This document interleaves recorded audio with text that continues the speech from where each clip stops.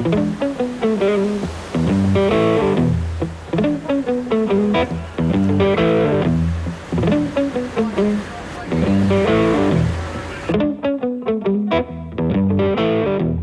guys, Captain Hubbard here at Hubbard's Marina with another one of these Dockside Chats. Definitely make sure you're subscribed and don't forget to check out our Hubbard's Marina YouTube channel. We've got tons of new videos coming out every couple days, so stay tuned. We got a lot of information, and today we've got Captain Joe here. We're going to talk a little bit about the 12-hour Extreme and this unique trip that we have on this super unique vessel. So we've been going out there on this 12-hour Extreme. It's like a split charter style trip, basically. It's an opportunity to go out in this boat that normally only runs private charters, but it's bookable like a party boat trip. You could put 1, you could put 4, you could put 6, you could put up to 16 people on this boat, and the 12-hour Extreme gives you that split charter style opportunity to get out there, go deep, go far on a hydrofoil assisted catamaran.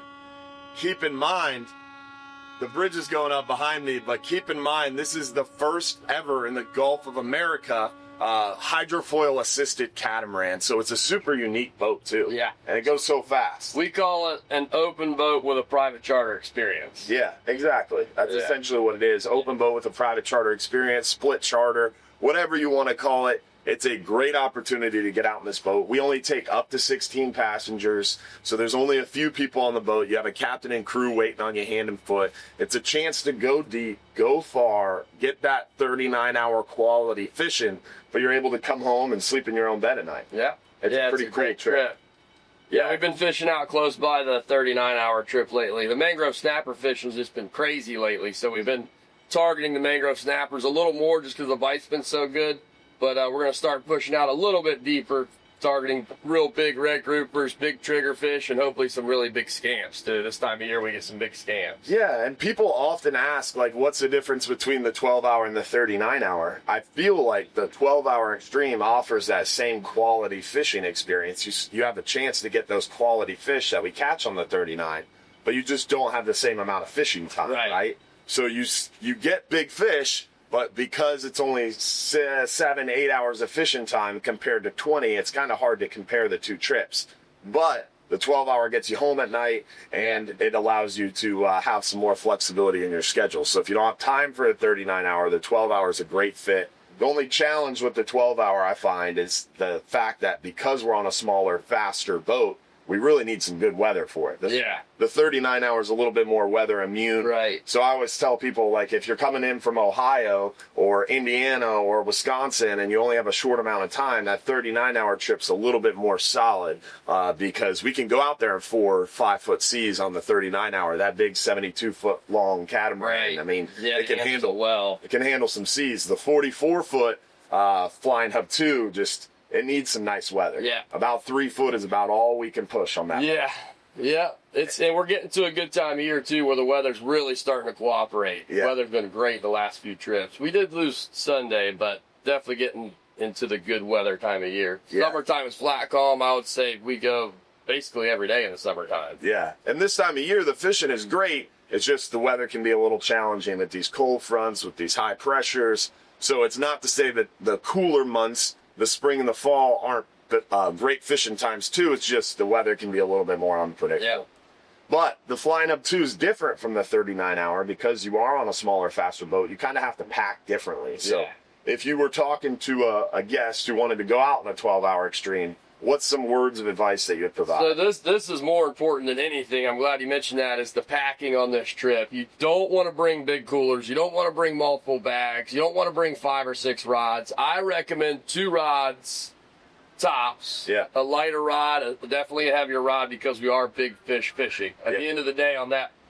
trip, not that on the 39, 44-hour big fishing as well. Yeah. Like you said, there's more time on those trips, so you have time to fish for the smaller fish, mangroves, beeliners. But Flying Hub 2, we're definitely fishing for big fish. So it's 1 smaller rod, a bigger rod, maybe a small carry-on cooler if you need it.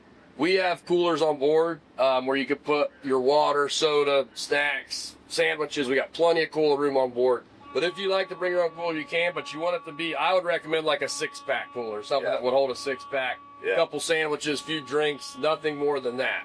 Yeah, and when I go on the Flying Hub 2, I always like to try to grab my tackle box and the night before and kind of think about, all right, this is the tackle I might need on this 12-hour trip. And then you kind of pare it down into some bags and stuff it in a backpack. So sure, yeah, that's a great idea. You have a backpack with a change of clothes, maybe some rain gear. It's a good idea to have rain gear because sometimes the ride out can be, if it's a little choppy, it can be a little wet. So it's a good idea to pack some rain gear, pack a backpack. And then I just bring a Publix bag with my food and drink, toss it in the cooler. I do that every day. Same thing. Publix bag with my lunch and toss it right in the cooler. Like I said, we got plenty of cooler room for that. But overpacking, we run into that sometimes. It costs us. It costs time. It slows the boat down. The more weight, we don't get as good a speed. And, it's not a huge boat. It's 44 feet. 16 people is very comfortable on that boat. It's only 8 people aside. But if you have big coolers, big bags, you unload your garage and bring it, it's going to cost us. So pack as light as you can. Like Dylan said, extra shirt, maybe a hoodie, maybe a raincoat, and bag for lunch, a couple rods, and you're good to go. That's all you need. Yeah, you don't want to overpack for this trip. Underpacking, light packing is a good idea. And if everybody does that, then there's a lot more room on the boat. The boat's a lot lighter. It's going to perform better. You're going to have more room. It's going to be an overall better quality trip. If everybody brings a big cooler and 3 bags and 4 rods, it's going to get cramped and it's not going to work out well. So. Yeah, and as far as tackle goes, you don't have to, you can bring your jigs if you're jigging. As far as weights go, we use 6 to 8 ounce weights, bring handful of 6-8 ounce weight, swivels, hooks, and some leader line. We have plenty of leader line too on board. Yeah. If you need leader line, but as far as packing that goes, either a backpack like you said or a small tackle box. Yeah. Don't bring big bags like Dylan has before. Also keep in mind, because the 12-hour Extreme has that 7-8 hours of fishing time, you don't have 20 hours of fishing time like the 39-hour. On the 39 hours, sometimes you want to bring 4 or 5 rods because you want to try different styles of fishing.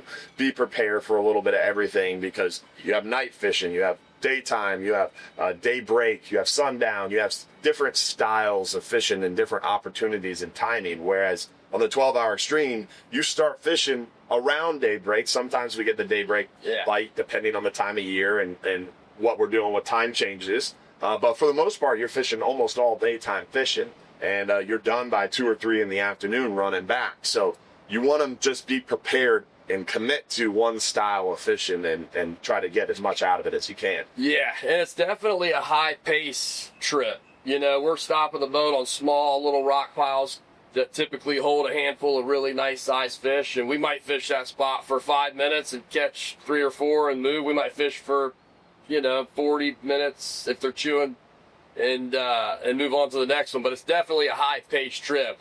We're basically moving and shooting. Catch a handful of nice fish, move right on to the next spot. Yeah. It's like that. Normally it's like that most of the trip. We're not spending too much time on one spot because we're fishing smaller pieces of bottom. Yeah, and it is an extreme trip. We call it the 12-hour Extreme, and there's a reason for that. Yeah. It's definitely a little bit more high pace, but it's also a little bit more in the elements, right? There's no air-conditioned cabin. It's fast ride out and fast ride back. Even if the weather is nice, 2 foot, 2.5 foot, if you're going 40 miles an hour into a 2-foot sea, especially a 2-foot chop, you're going to feel it every now and again. So this is definitely a trip where it's a little bit more able-bodied anglers is definitely what you want to shoot for. If you're a little bit unsure on your feet, you got a bad back, something like that, the 39-hour might be a better choice for you because that big, slow, comfortable boat, you can take a break, you can lay down. There's just so many more creature comforts. So you do want to weigh those options too, especially in the summer on the Flying Hub 2. Yeah. That's a grueling trip. And get cooked for sure. Yeah, unlike the 39-hour trip where you can go inside the air-conditioned cabin, sit back, maybe watch a movie in the galley and slam some waters. On the 12-hour Extreme, you don't have that option. So really on the 12-hour Extreme, during the summer especially, you want to kind of prepare for the trip. Yeah. What I tell people is you want to get hydrated before you come too. Yeah, definitely the day before, evening before, pound waters. Yeah. And the morning of the trip, I run that trip basically every day in the summer, and I'll drink 4, 5, 6 waters before I even leave the dock at 5 o'clock, just because it is so hot on that boat during the summer. Yeah, it's not a trip where you want to go out with your boys the night before and go to the bar, because you are going to be in pain and not enjoy the trip. Nah. So We do move and try to cool them off as often as we can. You know, the boat's fast, so to get up and go 35, 40 miles an hour cool you off, but it's nothing like going the AC. So you definitely have to prepare for the trip. Drink lots of water the day, the night before, and the morning of the trip. Yeah, so generally speaking, if you're going on a 12-hour extreme, I like to have a bigger rod, like Joe said, something with like 40, 45 pounds of drag, 60 or 80 pound main line, 80 to 100 pound leader, and then a smaller rod, something with like 35, 40 pounds of drag, maybe 50 or 60 pound main line, and be ready with like 40, 50, 60 pound leaders. And those 6 and 8 ounce leads, and anywhere from like a 6/0 hook up to like a 10 or 12/0 hook, if you got bigger baits. Yeah, and we do sometimes, like in the summer, we'll limit out on snappers and catching groupers. We will sometimes target vermilion snappers too. We get the big ones sometimes, 3-4 pounders, where you can kind of scale down, use your lighter rod, smaller hook, maybe not as heavy line. And we'll target the big vermilions too in the summertime. Yeah, and there's just so many different options on that trip. It's a really cool opportunity, but you want to be prepared. You want to make sure you're hydrated. You want to take it safe, and I think some rain gear is the biggest thing. If you have it, you won't need it. If you don't have it, you're going to want it. Yeah, for spray on the way out, it's in it, and also the summertime thunderstorms, you know. Yeah. We run into those. And sometimes you want those. Yeah. Yeah, sometimes we aim for those. Yeah. Let's go through one of those rain showers. Cool over there. Yeah, cool off 10 degrees, you know. But definitely an awesome trip, and it lives up to its name. It's an extreme trip for many different reasons. The fishing's great, you know. The boat's fast, so fun trip. Yeah. Is there anything else you'd want to add? I mean, besides the tackle, besides making sure you have a change of clothes, packing layers, the rain gear, packing light, what else could you add? I mean, for me, I know one thing that I like to remember during the day is maybe some protein bars, some Gatorades. Yeah, I was going to mention something like that too. I think getting some rest is huge, you know, coming from a guy who's done that trip for a long time, and getting some rest the night before is huge. I know it's hard to get excited to go fishing. It's hard to sleep, but if you can go to bed early the night before, drink a bunch of waters, go to bed early, and get up feeling fresh, it'll make for a much better day for you. Yeah. You definitely don't want to go out and have beers or anything the night before. You want to be ready for the next day, because it's a long trip, long day. Yeah, and be prepared to take care of yourself and try to maximize your opportunity out there. I mean, people pay a little bit of money to go out there, right? Yeah. So you want to make sure that your quality of experience is high, and that sometimes comes down to your own personal responsibility and making sure you're prepared mentally, physically, all that good stuff. Yeah. Anything else? That's it. All right. Come out and join us for one of these 12-hour extremes with Captain Joe, Captain Rich, Captain Seabass. We have a killer team out here, and we'd love to see you come out on our super unique Flying Hub 2 and do one of these great fishing trips.